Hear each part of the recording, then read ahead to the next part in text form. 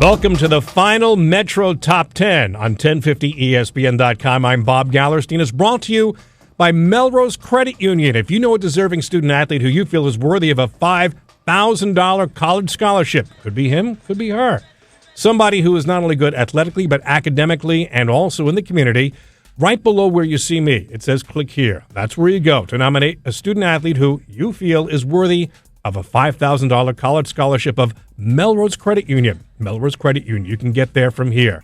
We had incredible football throughout 2009. Not surprisingly, Don Bosco Prep ran the table, but not before a very stubborn St. Peter's Prep team gave him a little bit of a scare in the third quarter in a game heard live here on 1050ESPN.com. And Don Bosco Prep beating St. Peter's 35-15. For a while in the fourth quarter, St. Peter's Prep had outscored Don Bosco 8-7 in the second half, and Don Bosco Prep, perhaps the best second-half team in the country.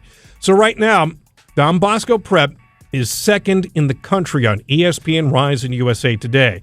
And I was saying throughout the year that the only way that Don Bosco Prep could be number one is if last year's number one, which is also this year's number one, St. Thomas Aquinas of Fort Lauderdale, Florida, loses a game. This past weekend, Aquinas in a state quarterfinal was trailing Eli of Pompano Beach at the half. Now, Aquinas went on to win 28-16, but perhaps Aquinas is vulnerable. Now, there's a collision that looked like it's going to happen in the Class 5A, that's the largest classification in Florida, in the finals between Aquinas and unbeaten Lakeland. Lakeland right now, number 6 on ESPN Rise and USA Today. If Lakeland wins, then Lakeland can say, well, maybe we should be number one. Don Bosco Prep, number 2, should be number 1 if that's the case. Now, there is a common opponent between Lakeland and Don Bosco, and that's De La Salle. Don Bosco beat De La Salle 30-6 in the season opener for Bosco, a game heard live on 1050 ESPN Radio and .com. And then a week later, De La Salle hosted Lakeland of Florida, and Lakeland won that game 31-30. Now, during the year, I asked Bosco Athletic Director Nunzio Campanelli, who's also the offensive coordinator for the football team, how would you fare against this opponent and that opponent? And Nunzio essentially tells me that if we do this, we do that, we're going to win the game. I then asked him, if you played Aquinas, what do you think the final result would be? And Nunzio said, quote, it'd be a close game. I guess we'll never know, but there's still a chance for Bosco to be number 1. Now, St. Peter's is number 2 in our top 10 poll. I've said throughout the year, and I will continue to say this, St. Peter's Prep, no surprise, is an elite program. The Marauders deserve to be a top 50 team in the ESPN Rise poll and also USA Today. Perhaps next year. Savon Huggins, who was held to just 31 yards rushing by Don Bosco Prep, obliterated everybody else. He's going to be back next year. Big reason why St. Peter's Prep should be given serious consideration for the top 50 in ESPN Rise. St. Anthony's of Melville, number 3. And again, I put St. Anthony's of Melville 3rd ahead of Bergen Catholic, who's 4, because I just feel that St. Anthony's would have a slight edge over Bergen Catholic this year. There's something about this St. Anthony's team this year after they lost at home to St. Joe's C that tells me something. Also, Bergen Catholic lost twice to St. Peter's, which is, you're not being insulted by that, but I just feel that St. Anthony's deserves the nod over a very good Bergen Catholic team, and improved over last year Bergen Catholic team, with the Crusaders being 4th. Which brings us to number 5, Holy Trinity. Holy Trinity losing to St. Anthony's by a touchdown in the CHSFL championship game. Congrats to the Titans' Anthony Brunetti. He's the winner of the Thorpe Award for the best high school player in Nassau County. And, by the way, there are 110 high schools in Nassau County. That is public and private. So congratulations to Anthony Brunetti.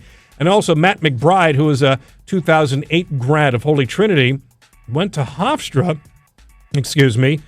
and of course with Hofstra terminating its program, we'll get to that a little bit, McBride now transferred, according to the Star-Ledger, to Rutgers. So congratulations to Matt McBride. Congratulations also to our number 6 team, St. Joe's Montvale, and head coach and athletic director Tony Karsich. For Coach Karsich, his career win number 300 as the Green Knights beat Immaculata 14-0 in the non-public Group 3 final at Kean University. So with that win, St. Joe's wins another Group 3 title against Immaculata. St. Joe's Regional, this was a rebuilding year for the Green Knights. They still emerge with the Group State Championship. Somehow they find a way to win. And Congratulations to Coach Karsich and the Green Knights. Now, Curtis, our number 7 team, is the highest-rated public school. They crept into the top 10 for 1 week earlier this year. Then when they lost to Fort Hamilton, they dropped out. And I thought Fort Hamilton was going to run the table in the PSAL. Curtis beat arch-rival Tottenville 16-10 in the PSAL championship. Congratulations, another PSAL championship to Curtis High School. And Peter Gambardella, his first championship as head coach in his second year. Curtis, remember, last year suffered the biggest upset in the history of the PSAL, losing to Beach Channel. Beach Channel 15 seed, Curtis 2nd seed. And this year, Curtis wins it all. So congratulations to Curtis, our number 7 team. Number 8 team is Freeport, the winner of the Long Island Conference 1 championship. Very deserving honor for Freeport.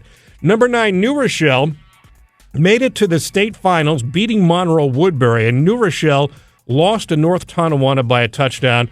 Still, I'm putting New Rochelle at 9. And in 10th place, we have a tie between Monroe Woodbury and also Wayne Hills. Wayne Hills, a loser in the snow, the game that was after the Bosco St. Peter's game. Actually, it was a great game to watch. Wayne Hills losing to arch-rival Ramapo 16-8. So the streak of 5 consecutive state championships for Wayne Hills is over, and Wayne Hills will be 10th. Now, that's a drop from 8. You're going to ask, why isn't Ramapo in the top 10? They're on the cusp. I'm not putting Ramapo up there because I don't think Ramapo could control a game against St. Joe's like Wayne Hills did. Also, Ramapo lost games to Northern Valley Old Tappan and Ramsey, teams that Wayne Hills should have no trouble with. And Wayne Hills actually had a big victory against Northern Valley Old Tappan. I think it was 41-7 in the first round of the playoffs. So that's why I'm putting Wayne Hills over Ramapo, with all due respects to Ramapo, in the top 10. Congratulations to all the champions. I'm Bob Gallerstein. That's the final Metro Top 10 here on 1050ESPN.com, brought to you by Melrose Credit Union. Once again, if you know a deserving student-athlete who'd like a $5,000 college scholarship, right below my face, it says click here. That's where you nominate your student-athlete. We'll see you during basketball season. Okay.